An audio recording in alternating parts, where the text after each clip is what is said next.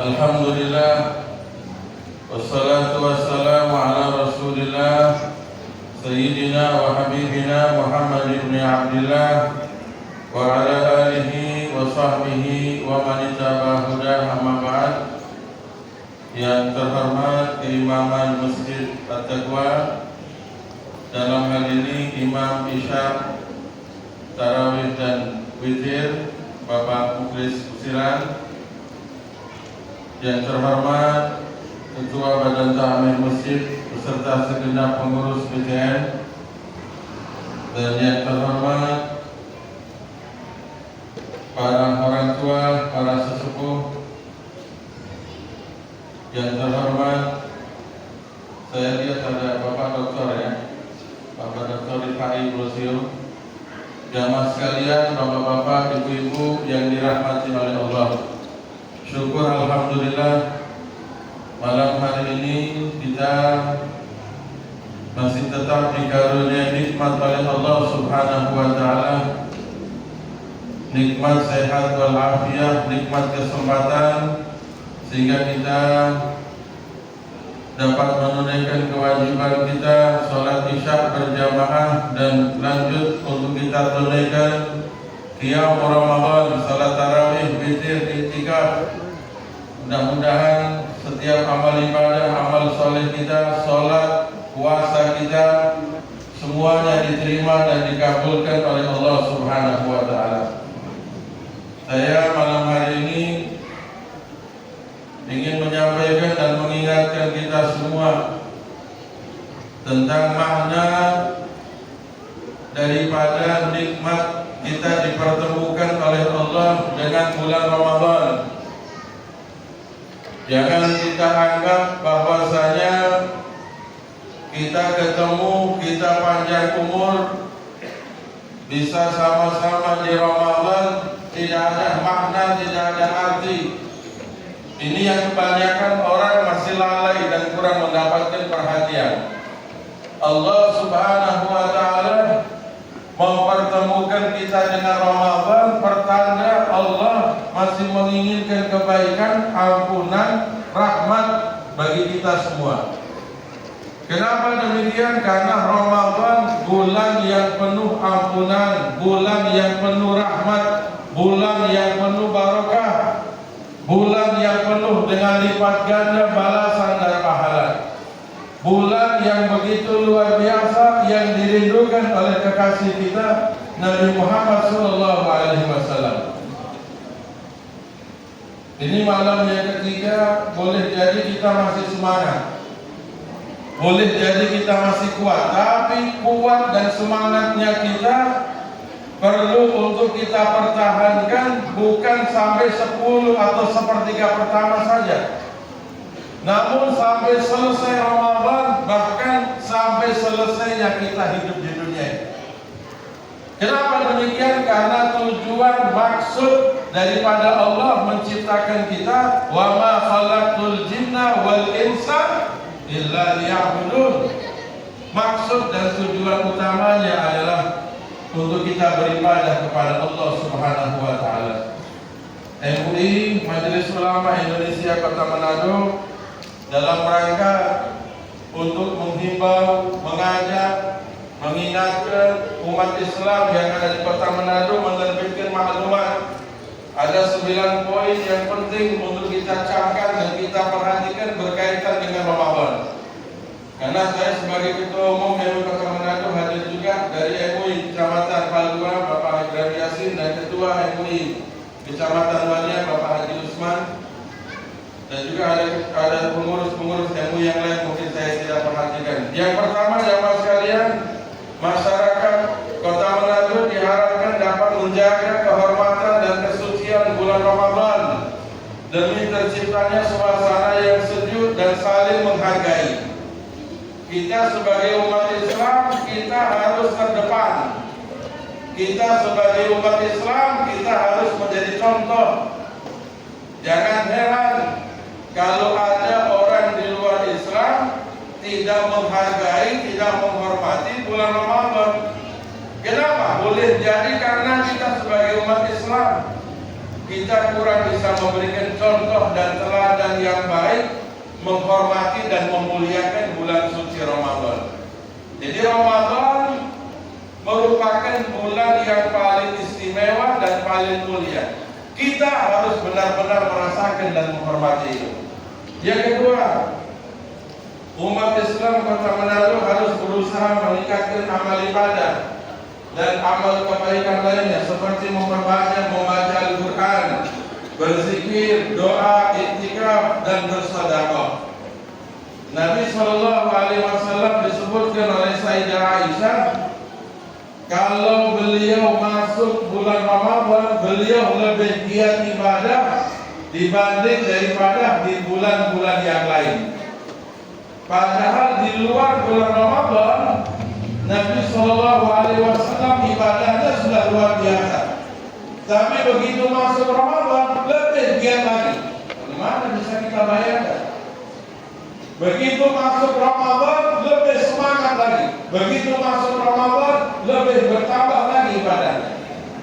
Dan ketika masuk 10 hari yang terakhir dari Ramadan, Nabi kita lebih semangat, lebih giat beribadah dibanding daripada 20 hari yang pertama. Di antaranya karena kemungkinan besar terjadinya malam Lailatul Qadar pada malam ganjil di 10 malam yang terakhir Ramadan.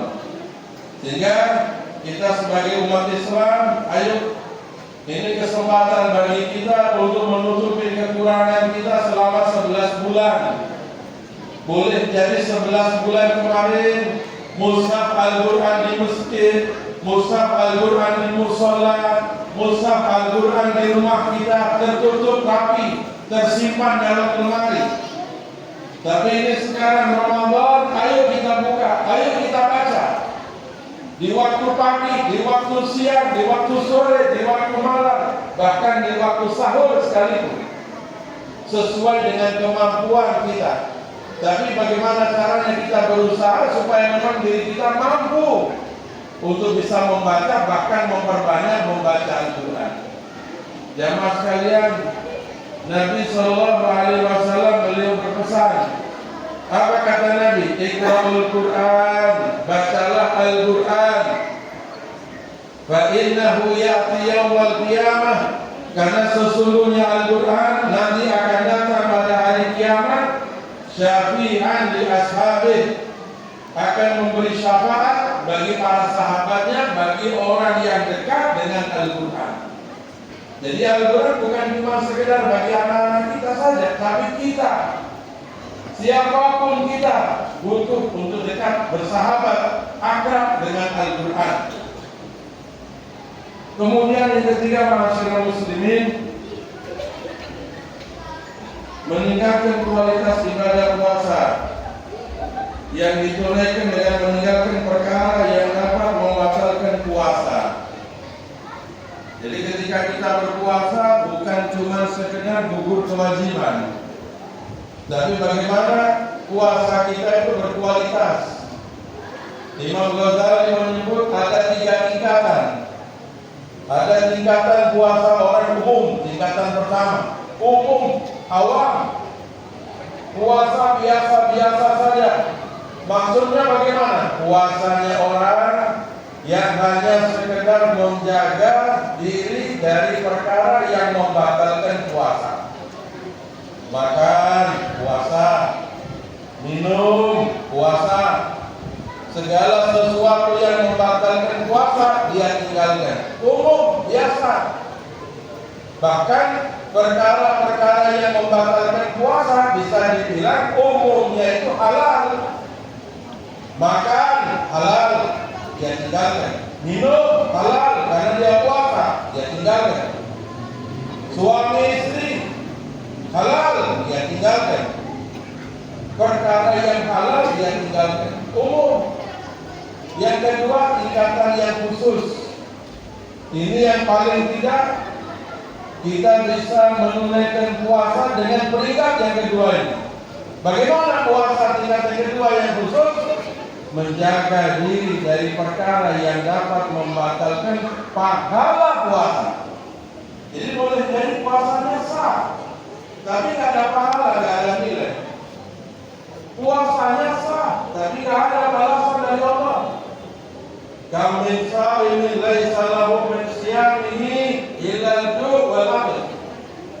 Berapa banyak orang yang berpuasa tidak mendapatkan apa-apa dari puasanya, melainkan hanya sekedar lapar dan haus.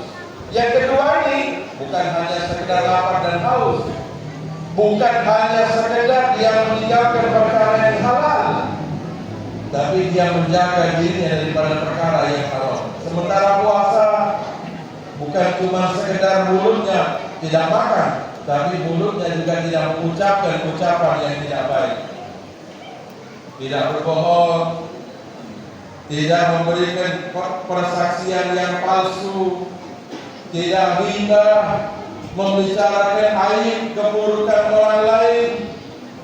Sementara puasa ghibah, puasanya batal. Batal bagaimana? Batal pahalanya. Batal bagaimana? Hangus nilainya. Kenapa? Melakukan perkara yang haram. Satu kali disebutkan Nabi menyuruh ada beberapa orang yang duduk. Rupanya ketika duduk-duduk cerita-cerita menyebut aib orang lain, ghibah. Sama Nabi disuruh ambil bejana, ambil mangkuk, diambil. Ayo muntah. Kami sementara puasa, wahai Nabi, bagaimana kami akan muntah? Karena kalau orang sementara puasa muntah dengan sengaja bisa batal puasanya. Kami sementara berpuasa, ayo muntah. Begitu dia muntah, keluar daging, darah yang busuk, mereka kaget. Dari mana ini wahai Nabi? Kami merasa tidak pernah makan daging darah yang busuk seperti ini. Dijawab, ketahuilah ini hasil daripada perbuatan kalian. Kalian itu puasa cuma meninggalkan perkara yang halal, perkara yang haram tidak ditinggalkan. Ini akibatnya. Puasa dari perkara yang halal, makan halal, puasa, minum halal, puasa. Tapi riba haram, tidak puasa. Ini akibatnya. Sehingga di sini disampaikan, ayo kita berpuasa dari tahun ke tahun, kita tingkatkan kualitas puasa kita. Sehingga benar-benar sasaran daripada maksud diwajibkannya kita puasa, la'allakum tattaqun, itu bisa kena daripada sasaran diri kita masing-masing. Seperti pandangan yang haram dan ucapan yang haram dan lainnya yang dilarang oleh syariat. Yang keempat, meningkatkan kualitas salat tarawih demi menjaga kekhusyuan dan tumanina. Jadi kualitasnya harus kita jaga. Kalau jumlah rakaat terserah, mau 20 kan, mau lebih dari 20 kan, terserah.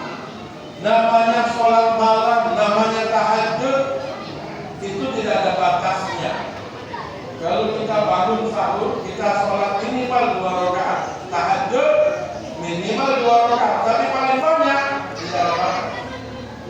Boleh 10, boleh 20, boleh 100, boleh 200. Imam Ali Zainal Abidin satu malam sampai bisa mencapai 1000 rakaat. Imam Malik bin Anas tarawihnya di kota Madinah 36 rakaat. Bukan masalah jumlahnya. Ayo boleh jadi kita jumlah, kita tidak sanggup sebanyak seperti mereka. Jadi sholatnya kita tunaikan, ayo kualitasnya. Ketika sholat kita yang khusyuk, kita yang tumanina. Jangan sampai baru mulai sholat, pikiran kita ayo kapan mau selesai tarawih. Padahal baru sholat, atau baru masuk dalam sholat, pikiran sudah kemana-mana. Ketika kita sholat yang khusyuk dan tumanina. Jamaah sekalian perhatikan, ketika kita sholat wajib atau sunnah 5 bacaan. Ini selalu diulang-ulang karena perlu mendapatkan perhatian kita. 5 bacaan yang wajib dibaca di dalam sholat. Kalau mungkin gerakan kita